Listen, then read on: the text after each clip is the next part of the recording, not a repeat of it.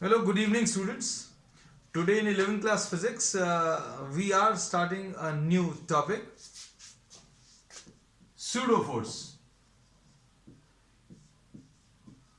तो pseudo force क्या है बच्चों? ये एक नया कॉन्सेप्ट है जो अभी हम लोग आज यूज करेंगे. हम लोगों ने ये पढ़ा था कि ऐसे जितने भी फ्रेम ऑफ रेफरेंस हैं जिनमें न्यूटन्स लॉ लगा सकते हैं उनको अभी हम लोग इनर्शियल फ्रेम्स ऑफ रेफरेंस बोलते हैं.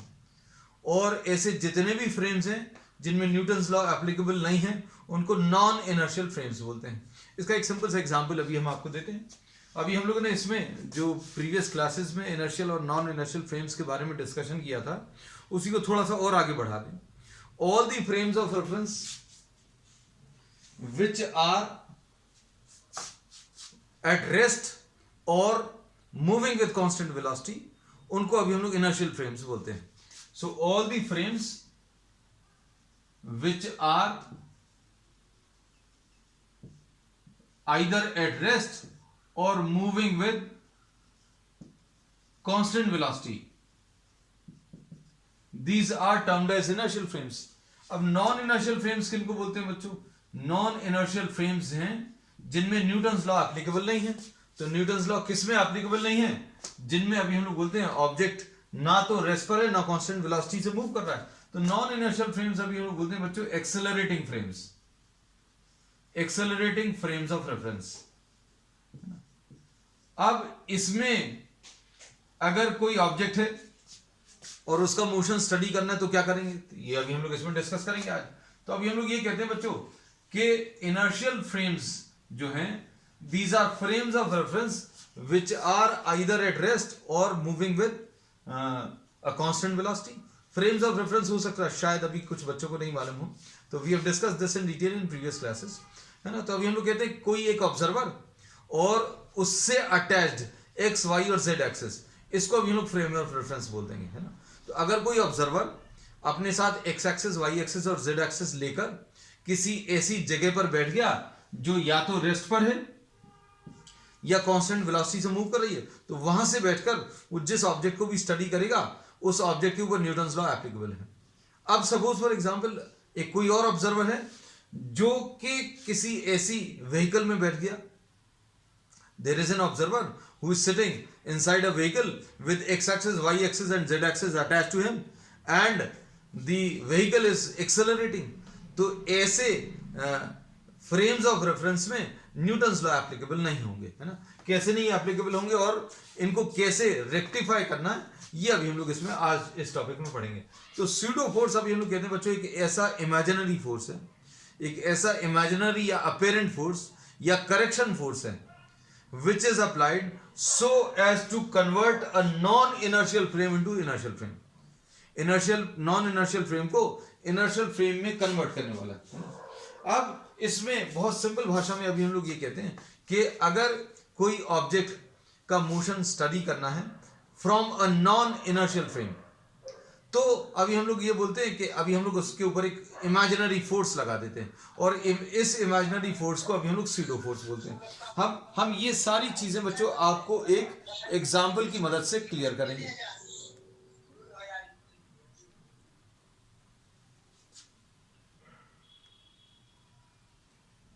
एग्जाम्पल बच्चों देखना आप इसमें ध्यान से.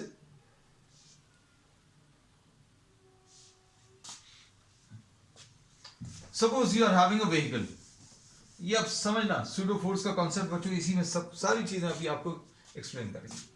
इसमें suppose here you are having a vehicle and in this vehicle a ball is suspended from a thread and you are trying to observe this object. इस ऑब्जेक्ट को ऑब्जर्व करने की कोशिश करें. ये व्हीकल बच्चों रेस्ट पर है ना. तो इसमें अभी हम बोलेंगे फोर्सेस कौन कौन से काम करेंगे. इस ऑब्जेक्ट के ऊपर जो फोर्सेस काम करेंगे, नीचे की तरफ mg काम करेगा वेट, और दूसरा ऊपर की तरफ टेंशन काम करेगा. This is the tension in the thread.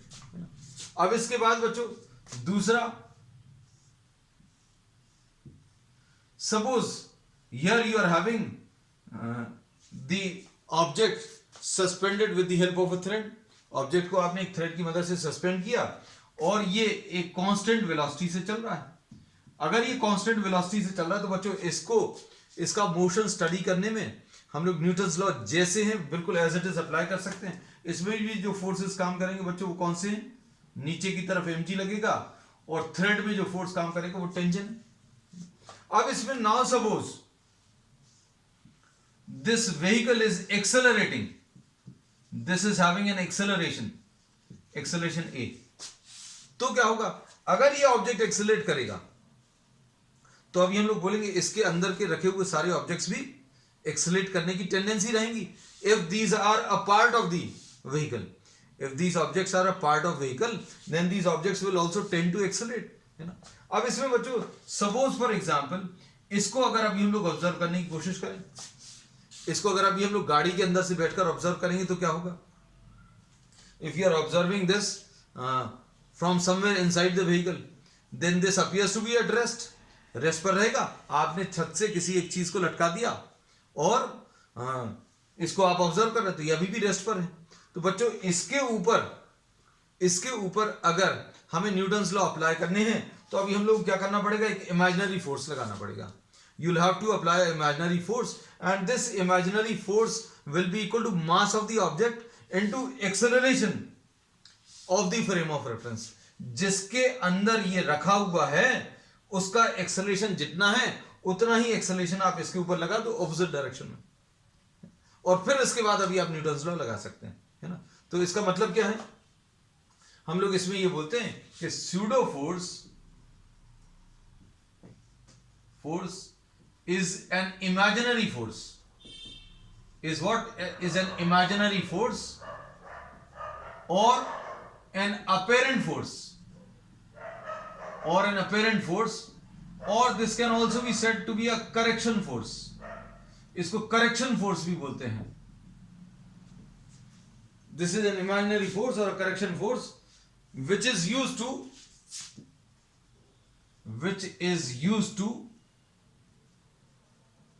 to explain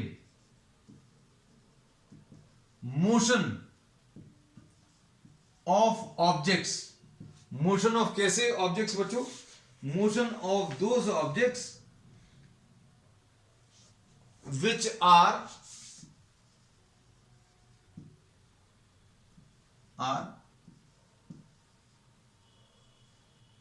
placed in non-inertial frames. हम लोग ऐसे फ्रेम्स कंसिडर करेंगे या ऐसे ऑब्जेक्ट्स कंसिडर करेंगे जो किसी ऐसे फ्रेम में रखे हुए हैं, जो खुद एक्सेलरेट कर रहे हैं, है ना। तो अब हम लोग इसको देखो, इसको अब डिटेल में अब हम आपको एक्सप्लेन कर रहे हैं। तो इसमें बच्चों अभी हम लोग ये कहते हैं कि इसके ऊपर जो फोर्सेस काम करेंगे बच्चों कौन कौन से? ये तो mg आ गया और ये आ गया t। और बच्चों यहां पर अब हम लोग क्या करेंगे? एक इमेजिनरी स्यूडो फोर्स अप्लाई करेंगे। और ये स्यूडो फोर्स क्या कर रहा है बच्चों? हम लोगों को ये मालूम है कि इसको इनर्शियल फ्रेम में अगर कन्वर्ट करना है, अगर आपको इसको इनर्शियल फ्रेम में कन्वर्ट करना है तो ये एक्सेलरेटिंग फ्रेम नहीं होना चाहिए। आप वैसे भी सोच कर देखें, अगर आपने धागे से इस पेन को लटका दिया तो ये रेस्ट पर है ना। और अब हमने क्या किया? इस पेन को धागे के साथ लटकाकर किसके अंदर रखा है? एक एक्सेलरेटिंग व्हीकल के अंदर रखा है ना। तो अगर एक्सेलरेटिंग व्हीकल के अंदर रखा है तो बच्चों ये तो रेस्ट पर है, ये खुद तो रेस्ट पर है, गाड़ी एक्सेलरेट कर रही है। तो अब इसका मोशन जब स्टडी करेंगे, चूंकि ये रेस्ट पर है और गाड़ी जिस व्हीकल के अंदर रखा है वो एक्सेलरेट कर रहा है, तो अब हम लोगों ने क्या किया? इस एक्सेलरेशन का इफेक्ट खत्म करना है। इस एक्सेलरेशन का इफेक्ट कैसे खत्म करेंगे बच्चों? ऑपोजिट डायरेक्शन में एक एक्सेलरेशन लगाएंगे, और ऑपोजिट डायरेक्शन में जो एक्सेलरेशन लगाएंगे उसके कारण जो इमेजिनरी फोर्स आएगा उस फोर्स को अभी हम लोग स्यूडो फोर्स बोलते हैं। तो अब हम लोग इसमें यही चीजें पढ़ने वाले हैं, क्या कि स्यूडो फोर्स जो है ऑपोजिट डायरेक्शन में काम करता है ना। इसमें अभी हम लोग ये कहते हैं pseudo force acts opposite to the direction of acceleration of the frame. बस सिंपल सी चीज है, this is acting opposite to the direction of acceleration of the frame, and this is equal to what? And is equal to the product of the mass and acceleration of the frame. बस simple सी चीज है। अब जितने भी problems अभी हम लोग लेने वाले हैं आज, उसमें क्या करेंगे, हम लोग इसी टाइप के ऑब्जेक्ट्स को कंसिडर करेंगे जो खुद तो रेस्ट पर हैं लेकिन कहां पर रखे हुए हैं, एक ऐसे ऑब्जेक्ट के अंदर रखे हुए हैं जो एक्सेलरेट कर रहा है। वैसे भी इनर्शिया के हिसाब से सोचकर देख लें, अगर ये रेस्ट पर था और इसको एक व्हीकल की छत से बांधा हुआ था, this was tied to the ceiling of a vehicle, and suddenly what happens, suddenly the object accelerates, तो क्या होगा, this was at rest, this will tend to remain at rest. ये रेस्ट पर था तो ये रेस्ट पर रहने की कोशिश करेगा, ये तो आगे बढ़ गया तो क्या होगा, this will appear to be following in backward direction, ऐसा लगेगा जैसे पीछे कहीं चला गया। तो अगर आप इस मूविंग व्हीकल की पिक अगर खींच पाए तो ये ऑब्जेक्ट ऐसा कुछ दिखेगा, मतलब ये पेंडुलम अगर गाड़ी रेस्ट पर है तो ऐसा दिखेगा, गाड़ी if the vehicle is moving with the constant velocity तो ऐसा दिखेगा, and if the object accelerates then what will happen, it will appear to be somewhat like this. ये क्यों दिखता है और इसका एनालिसिस कैसे करना है, ये अब हम लोग एक प्रॉब्लम की मदद से सॉल्व करेंगे, है ना। तो सूडो फोर्स क्या है बच्चों, ये समझ में आ गया। सूडो फोर्स एक इमेजिनरी फोर्स है, किसके ऊपर लगाएंगे, ऐसे ऑब्जेक्ट्स के ऊपर लगाएंगे जो खुद तो एक्सेलरेट नहीं कर रहे लेकिन इनको कहां पर रखा हुआ, एक एक्सेलरेटिंग ऑब्जेक्ट के अंदर रखा हुआ है, एक्सेलरेटिंग ऑब्जेक्ट के ऊपर रखा हुआ है। तो क्या करते हैं बच्चों, इसको एनालाइज करने के लिए हम लोग इसके ऊपर एक इमेजिनरी फोर्स लगाते हैं। किस डायरेक्शन में लगाते हैं, ऑपोजिट डायरेक्शन में। किसके ऑपोजिट डायरेक्शन में, जिस डायरेक्शन में फ्रेम एक्सेलरेट कर रहा है उसके ऑपोजिट डायरेक्शन में फोर्स लगा देते हैं। और मैग्नीट्यूड कितनी होती है फोर्स की, मास of the object into acceleration जो अभी हम लोगों को दिया हुआ है ना। अब देखो प्रॉब्लम्स बच्चों इसके बहुत ज्यादा सिंपल रहेंगे, है ना। अब इसमें सबसे पहले तो अभी हम लोग इसी प्रॉब्लम को सॉल्व कर ले रहे हैं, कौन सा, पेंडुलम वाला। ये बहुत कॉमन क्वेश्चन है बच्चों कॉम्पिटिटिव एग्जाम्स में।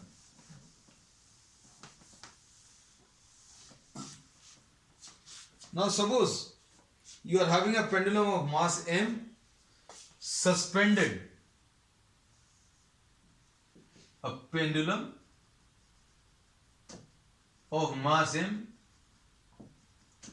suspended from the ceiling of a bus ले लो, ट्रेन ले लो, जो भी चाहिए, bus train, with the help of a thread, with the help of what, a thread. The bus train accelerates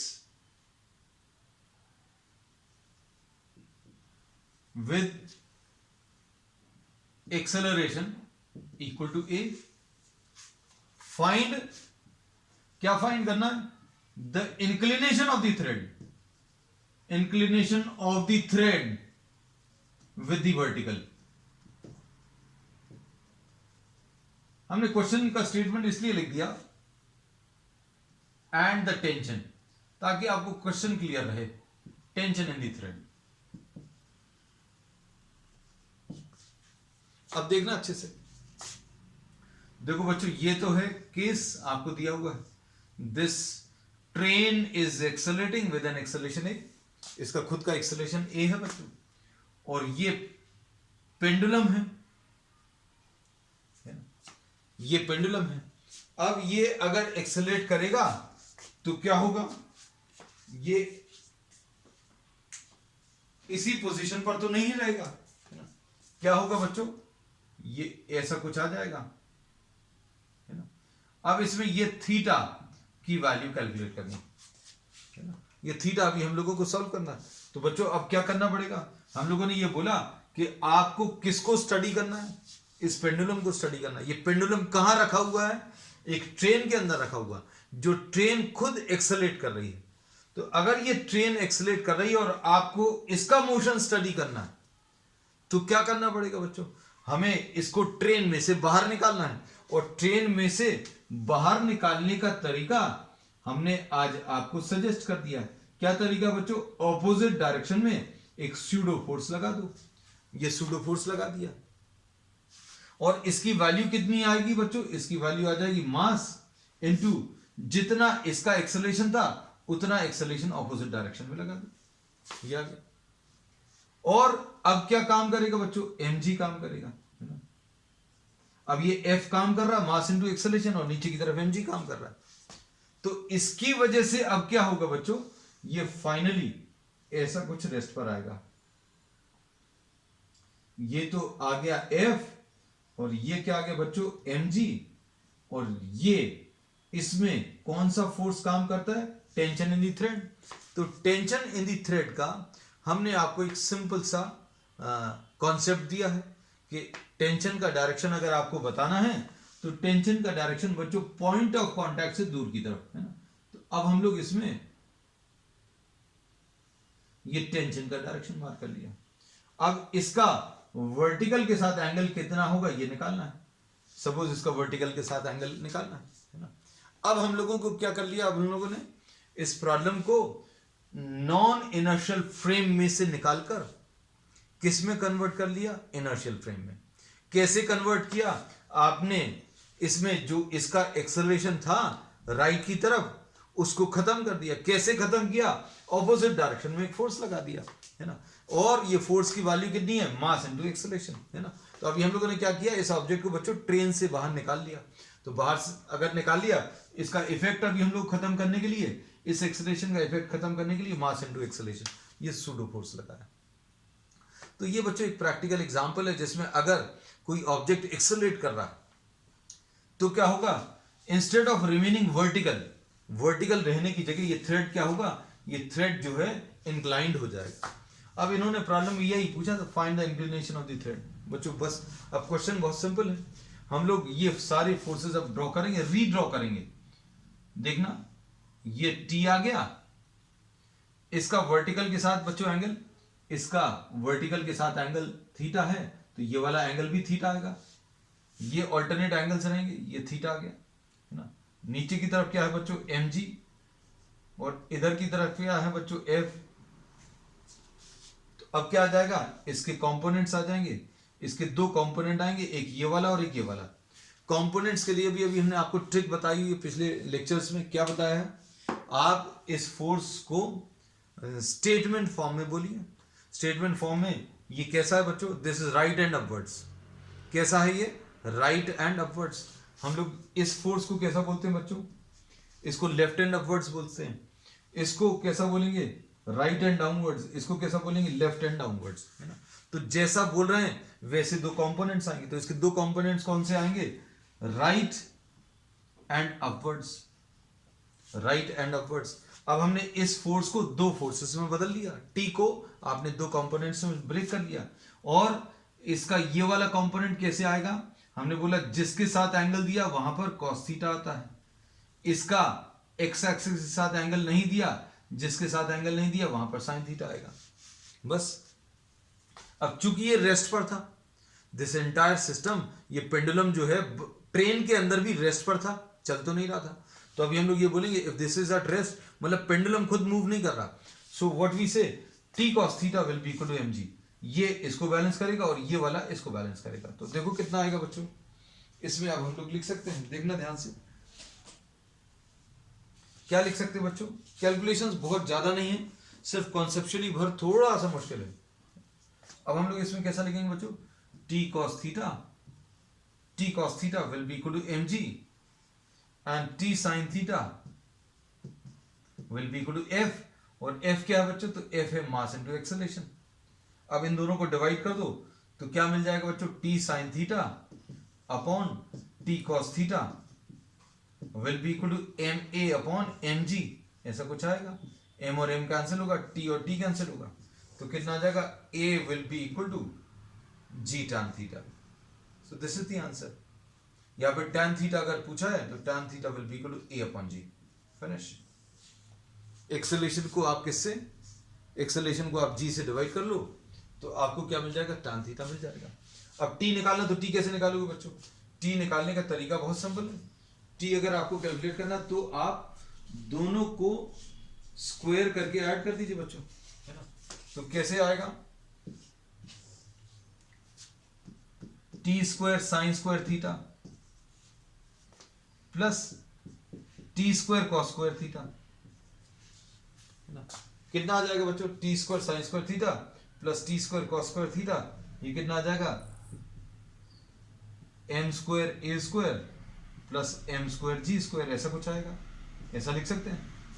अब इसमें से टी स्क्वायर कॉमन ले सकते हैं, इसमें से टी स्क्वायर अगर कॉमन लेंगे तो क्या बचेगा, टी स्क्वायर अगर आप कॉमन ले लें तो अंदर आ जाएगा sine square theta plus cos square theta, है ना। और इसमें से क्या चीज कॉमन मिलेगी बच्चों, एम स्क्वायर कॉमन मिलेगा, अंदर क्या बचेगा, A square plus ji square, है ना। अब इसमें क्या कर सकते हैं बच्चों, T square will be equal to M square into A square plus ji square. तो इसमें टी की वैल्यू सॉल्व कर लीजिए, टी की वैल्यू सॉल्व करने पर बच्चों कितना आ जाएगा, m under root of this will be equal to t will be equal to m under root of a square plus ji square, बस finish, this is the answer, है ना। तो बच्चों क्या करना है इस टाइप के प्रॉब्लम्स में, अगर आपको किसी ऐसे ऑब्जेक्ट का मोशन स्टडी करना है जो खुद एक ऐसे फ्रेम में रखा हुआ है जो एक्सेलरेट कर रहा है, तो क्या करो, आप इसको बाहर निकालो, और बाहर जैसे ही निकालोगे आप ऑपोजिट डायरेक्शन में फोर्स लगा दो, ऑपोजिट डायरेक्शन में फोर्स लगा देंगे, किसके ऑपोजिट, जैसा भी एक्सेलरेशन दिया उसके ऑपोजिट डायरेक्शन, और वैल्यू ऑफ द फोर्स क्या आएगा बच्चों, मास इनटू एक्सेलरेशन, है ना। So we will be doing some more problems to clear the concept, है ना। चलो नेक्स्ट प्रॉब्लम बच्चों आज का,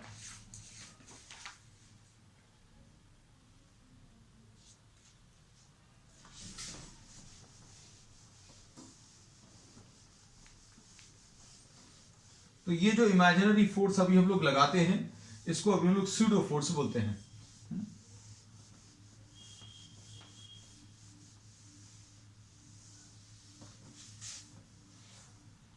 अब नेक्स्ट क्वेश्चन बच्चों,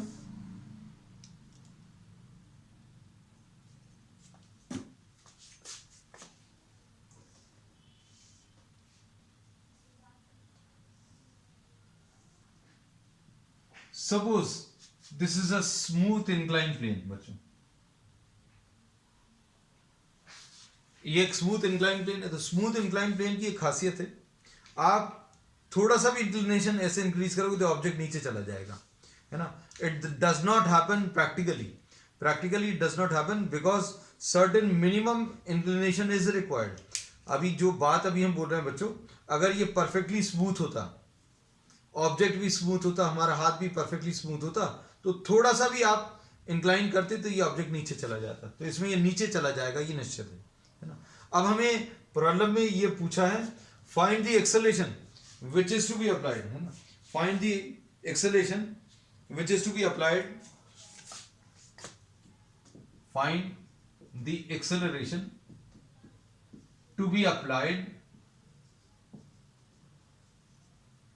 on the wedge, ये इस ट्रायंगुलर शेप को वेज बोलते हैं, so that the block is at rest, block बच्चों कैसा रहना चाहिए, रेस्ट पर है, और ये परफेक्टली स्मूथ सरफेस है, कैसा है, परफेक्टली स्मूथ सरफेस। क्वेश्चन समझ में आना चाहिए।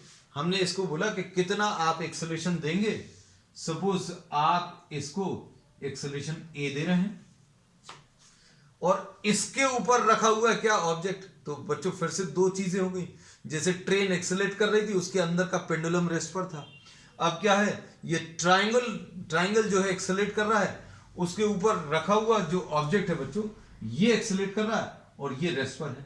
अगर आप इसको रोक दोगे, if this triangular wedge is at rest then the object placed on it will slide down the plane, नीचे की तरफ स्लाइड कर जाएगा।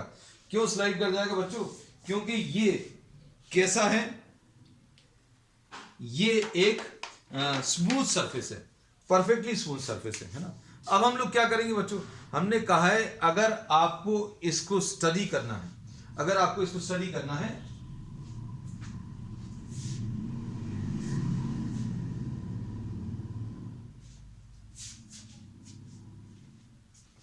अगर आपको इसका मोशन स्टडी करना है तो आपको इसको इस एक्सेलरेटिंग फ्रेम से उतारना पड़ेगा, अलग करना पड़ेगा, है ना।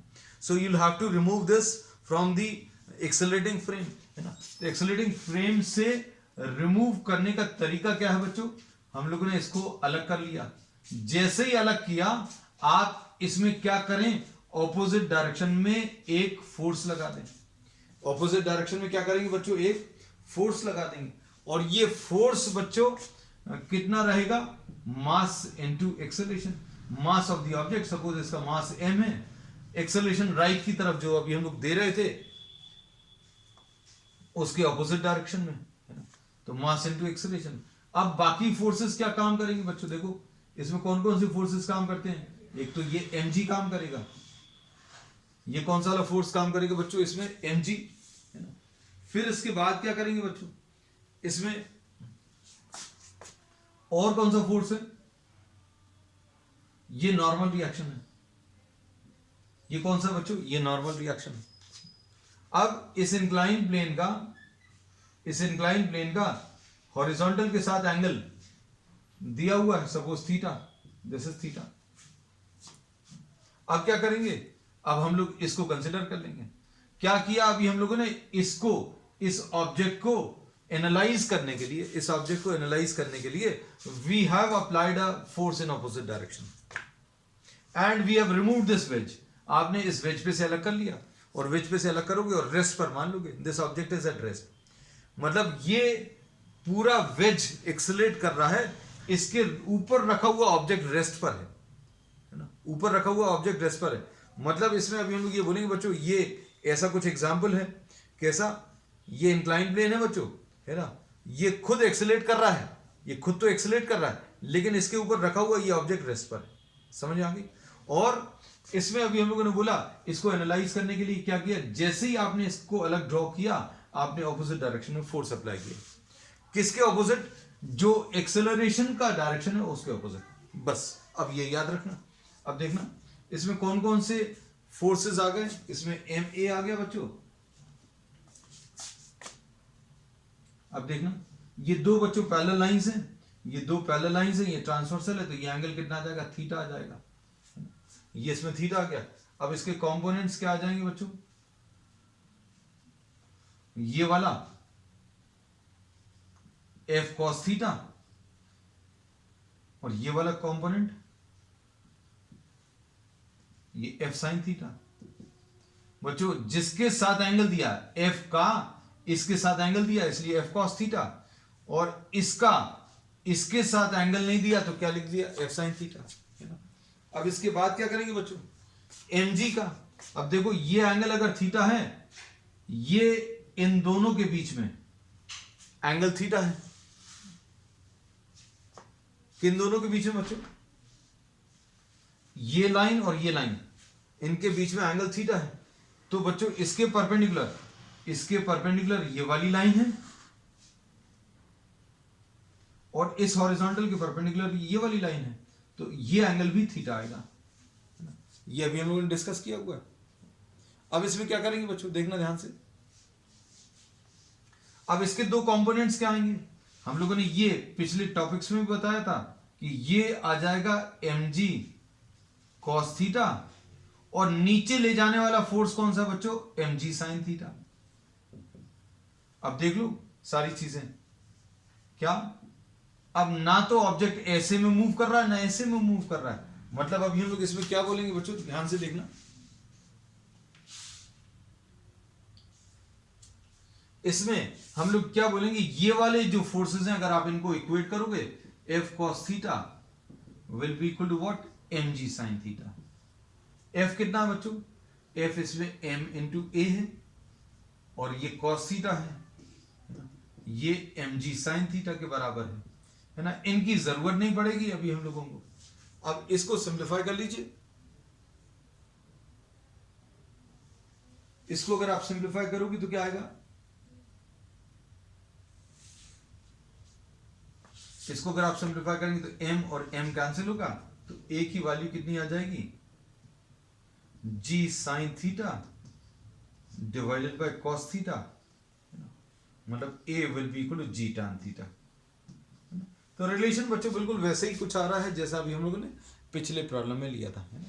तो अब ध्यान से देखना ये चीज, हम लोगों ने इसमें ये बोला कि अगर इस वेज को राइट की तरफ एक्सेलरेट कराएंगे तो आपको एक्सेलरेशन निकालना है so that the object placed on the ways is at rest. अब इसके लिए क्या किया बच्चों, अभी हम लोगों ने इसको सॉल्व करने के लिए हम थोड़ा सा फिर से एक्सप्लेन करते रहे। इसमें अभी हम लोगों ने ये बोला कि अगर ये राइट की तरफ एक्सेलरेट कर रहा है तो क्या करें आप, एक ऑपोजिट डायरेक्शन में फोर्स अप्लाई कर दें, और ये ऑपोजिट डायरेक्शन का जो फोर्स है बच्चों इसको स्यूडो फोर्स बोलते हैं, है ना। और इस स्यूडो फोर्स को अप्लाई करने के बाद बाकी फोर्सेस मार्क कर लो, ये बच्चों mg आ गया, ये n आ गया। mg वर्टिकल रहता है और नॉर्मल रिएक्शन बच्चों परपेंडिकुलर टू द सरफेस, जिस सरफेस पर इसको रखा हुआ था उसके परपेंडिकुलर, है ना। अब इसके कंपोनेंट्स क्या आ गए बच्चों, इसकी जरूरत नहीं पड़ती हालांकि बहुत ज्यादा।